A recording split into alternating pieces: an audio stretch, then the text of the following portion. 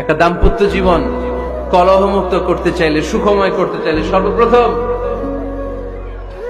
স্বামী স্ত্রীর যেটা খেয়াল রাখতে হবে সেটা হচ্ছে স্বামী স্ত্রীর উভয়ের স্যাক্রিফাইসের মানসিকতা থাকা লাগবে। স্যাক্রিফাইস, আওয়াজ করে আমার সাথে সাথে বলেন স্যাক্রিফাইস। এই স্যাক্রিফাইস ছাড়া দাম্পত্য জীবন টিকবে? দুইজনে যদি ঝগড়া করে, দুইজনে যদি রেগে যায়, ঝামেলা আছে না নাই? স্বামী রেগে গেলে স্ত্রীকে থেমে যেতে হয়, আবার স্ত্রী রেগে গেলে স্বামীকে থেমে যেতে হয়। স্বামীও যদি রেগে যায়, স্ত্রীও যদি রেগে যায়, তাহলে তৃতীয় বিশ্বযুদ্ধ বেঁধে যাবে, ঠিক কিনা? এই জন্য রেগে গেলেন তো হেরে গেলেন, রাগা যাবে না।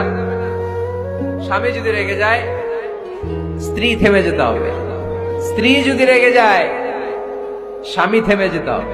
এটাই দাম্পত্য জীবনের সুখ আর সমৃদ্ধির মূল ফর্মুলা। স্যাক্রিফাইস করতে হবে। এর কারণ, আপনি যদি দোষ খুঁজতে শুরু করেন, দোষ ছাড়া পৃথিবীতে মানুষ নাই, ঠিক কিনা? No one is perfect in this world. এই পৃথিবীতে কেউই পারফেক্ট না। আপনি যে আপনার স্ত্রীর দোষ খুঁজেন, আপনারও দোষ আছে না নাই?